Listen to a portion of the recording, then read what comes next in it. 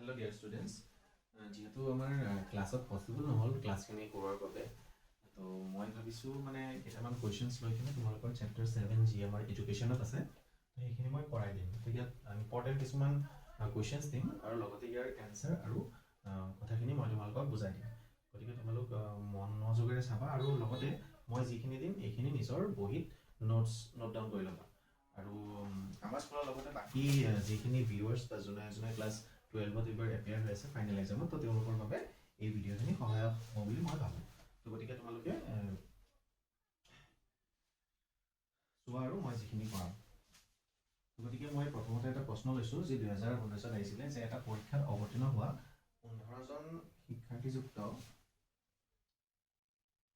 এটা শ্ৰেণীৰ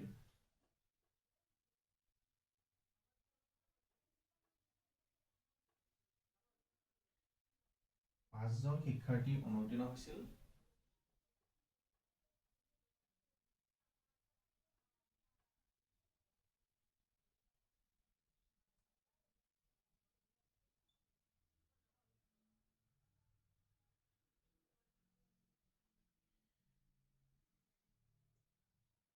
উত্তীৰ্ণ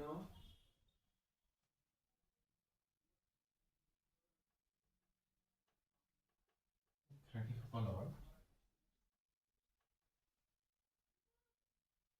নম্বৰসমূহ হৈছে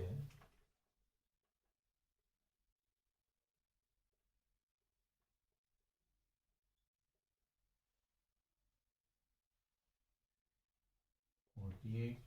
78, 55, 72, 40, 66, 60, 44, 70,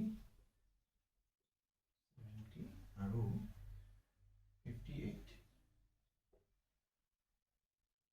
ইয়াৰ মধ্যমা নিৰ্ণয় কৰা।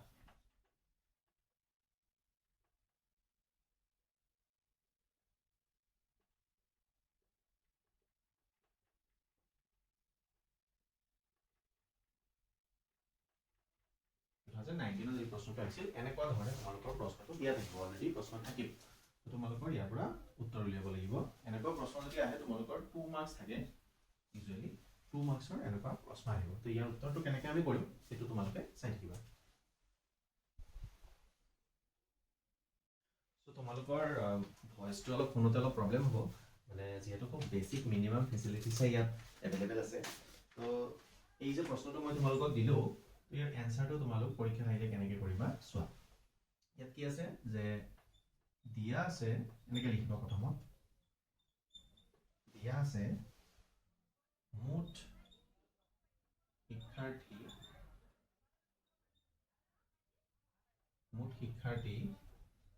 15জন আৰু অনুত্তীৰ্ণ আছে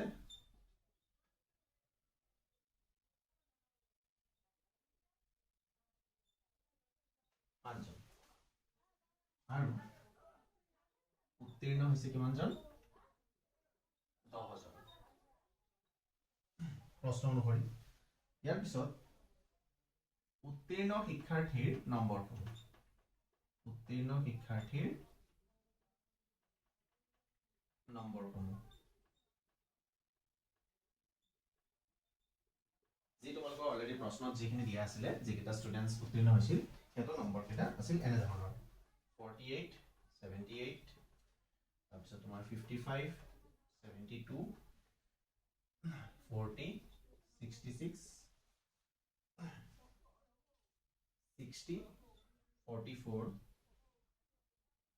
70 আৰু আছিলে 58। এনেকুৱা ধৰণে তোমালোকৰ উত্তীৰ্ণ 10জন শিক্ষাৰ্থীৰ নম্বৰসমূহ এইটো দিয়া আছে প্ৰশ্ন।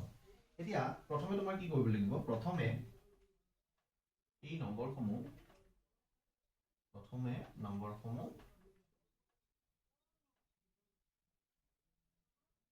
ঊৰ্ধ্বক্ৰমত সজাই ল'ব লাগিব।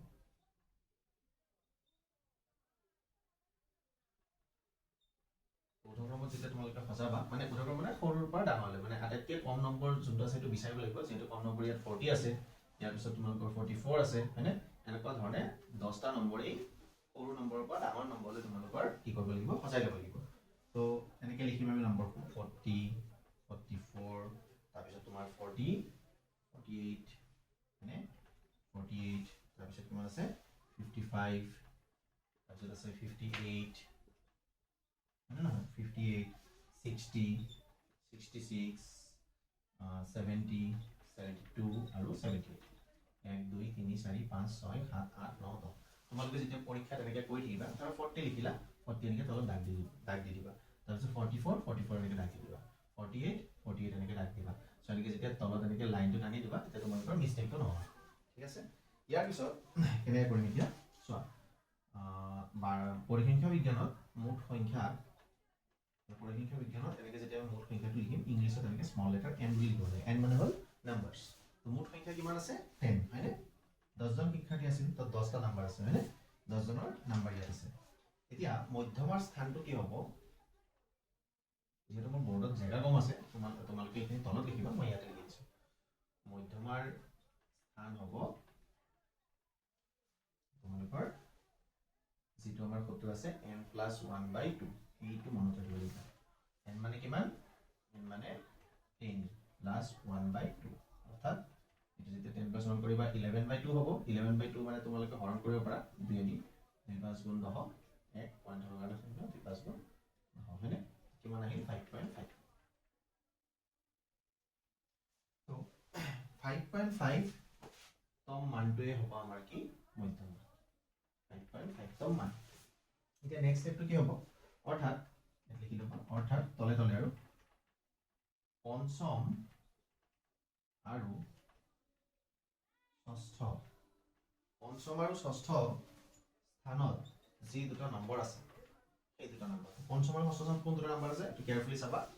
1 2 3 4 5 6 7 8 9 10 অৰ্থাৎ 5 নম্বৰত আছে 58 আৰু 6 নম্বৰত আছে 60 এতিয়া পঞ্চম আৰু ষষ্ঠমৰ পৰা আহিল যেহেতু আমাৰ 5.5 ওলাইছে সেইকাৰণে ঠিক আছে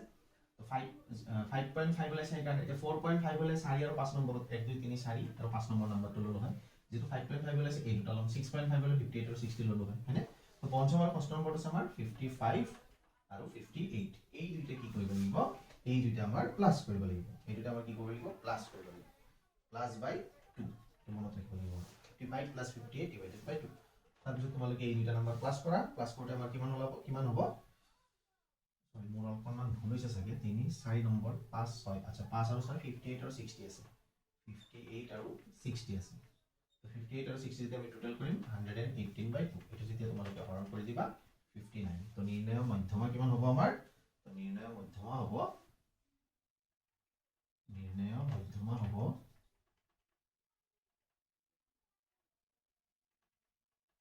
59 তো এইটো হৈ যাব ইয়াৰ আনসাৰ এনেকুৱা ধৰণৰ আৰু এটা প্ৰশ্ন আছে আৰু কেইটামান প্ৰশ্ন আছে মই আৰু এটা তোমালোকক নেক্সট ক্লাছত বুজাই দিম আৰু তোমালোকৰ যদি কিবা ডাউট থাকে মোক কমেন্টছত জনাবা মই নেক্সট ক্লাছত সেইটো সলিউশন কৰি দিম